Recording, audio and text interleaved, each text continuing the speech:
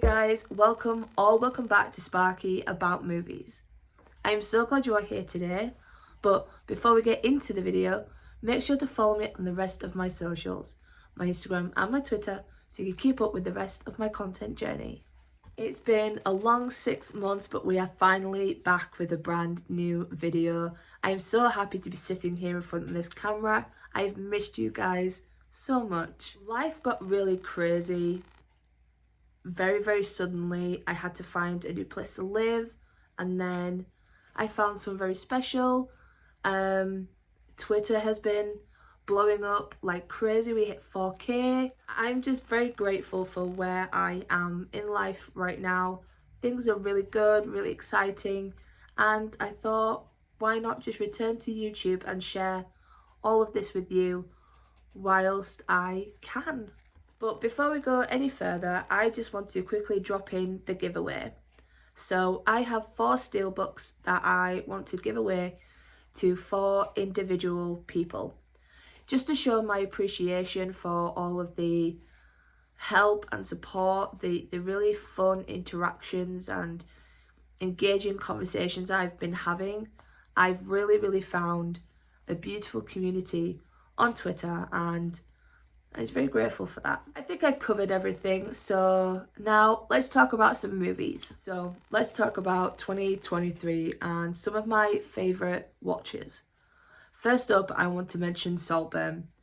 Although there has been a lot of diverse opinions over Emerald Fennell's Mismatch movie, I am clearly in the minority when I say I was entranced by this movie. Not only by Barry, who played Oliver, but by the outstanding and clever cinematography, the well-hidden symbolisms, and not to mention that every second of this movie just grew more devious by the second. The film wasn't at all what I expected. The first trailer, I wasn't interested whatsoever, but then I saw a second trailer and I was like, this looks kind of interesting. But I had no idea what was in store for me. It was bizarre, it was outlandish, but without a doubt, it entertains you to the fullest. Next up, I quickly want to mention Bottoms. Now, this film I was highly anticipating, and it did not disappoint. Quite literally the modern day Fight Club, but for the gays and the girls. It definitely caught me by surprise at some points, but I laughed hard with this movie, especially with the dialogue.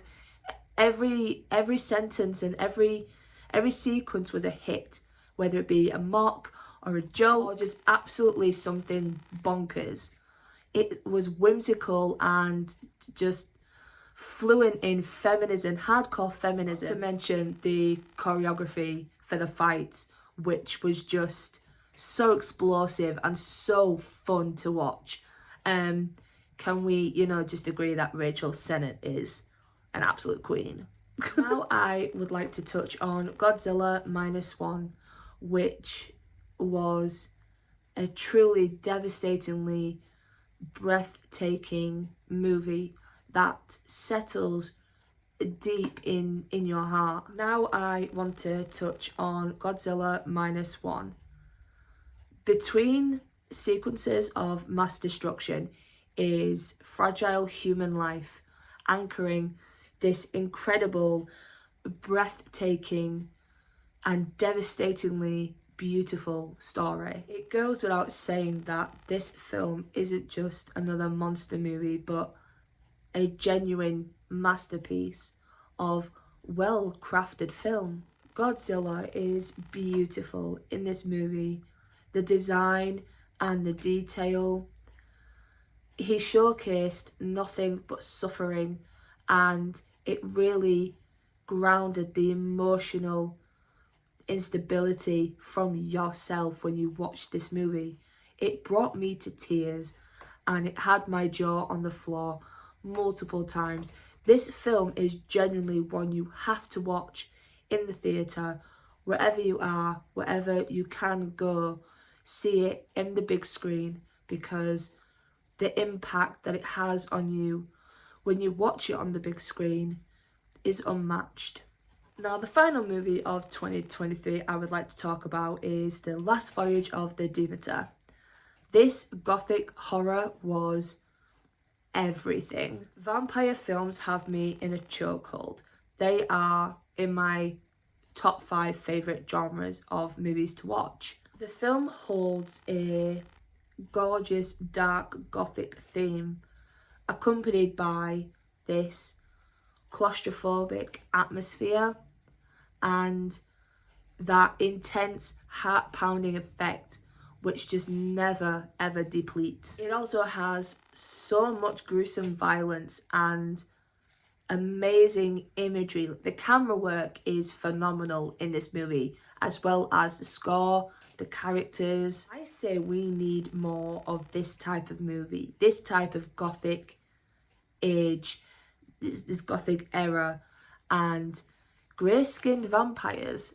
No vampires can do it better than they can. If you guys have any favourite movies from 2023, make sure to drop them down below. Now let's jump into my most anticipated films of 2024. And first up, I have to mention Robert Eggers' Nosferatu, which I am utterly obsessing over, and it isn't even out yet. The film is obviously about an ancient vampire who stalks a young, beautiful girl in Germany around the 19th century. I know this film is in safe hands with Robert Eggers. He did such a beautiful job with The Witch, The Lighthouse. I can't wait to see what he does with Nosferatu. Casting is exciting, the film's plot is exciting, the images that we have already seen are exciting. I firmly believe this film is going to melt my brain. The second film of 2024 that I am highly anticipating is The Strangers Chapter 1.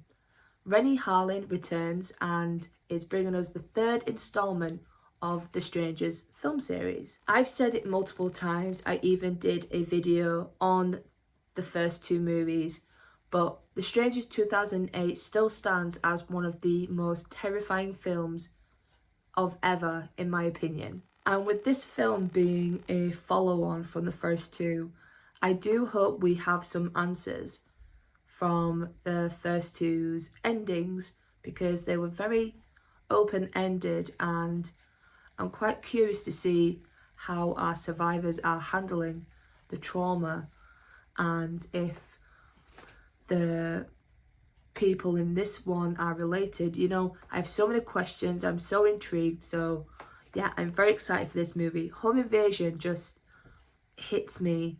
I think it's the most scariest genre out there. Next on my list is Abigail. Now, a vampire ballerina. I don't think we've had that one before. Radio Silence seems to be dishing out some cool shit lately, and I'm really excited. It's nice to see Melissa Barrera team up with them too. It's cool to see Catherine Newton, Dan Stevens. It sounds like a goofy mess being trapped in a mansion with a vampire ballerina, but I think it will surprise us, and I'm really looking forward to it. Now is a chance for Dan Stevens as well to pitch The Guest too. Just saying. Now, the last film on my list is Terror, and I know what you're thinking, I know what you're going to say. It looks stupid, it looks generic, but it reminded me a lot of 13 Ghosts when I saw the trailer. The detail that went into the different demons and the different monsters that we see, I'm intrigued to see how it plays out, the true meaning behind it, and I am a sucker for a creature design, so I am very much looking forward to that movie as well. The casting is okay, it's not major, it's not huge, but I'm hoping that it does well, and it might also be another hidden gem. So that is another film that I'm very much looking forward to.